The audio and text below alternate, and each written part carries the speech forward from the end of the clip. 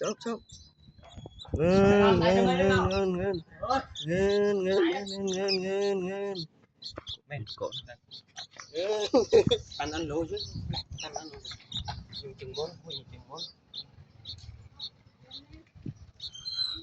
chừng có thao chừng bốn như này lấy chứ này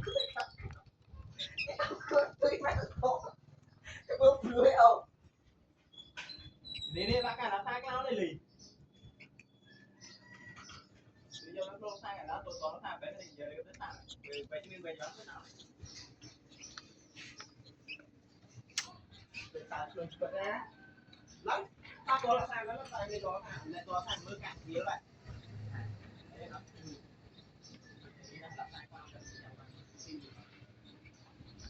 không biết này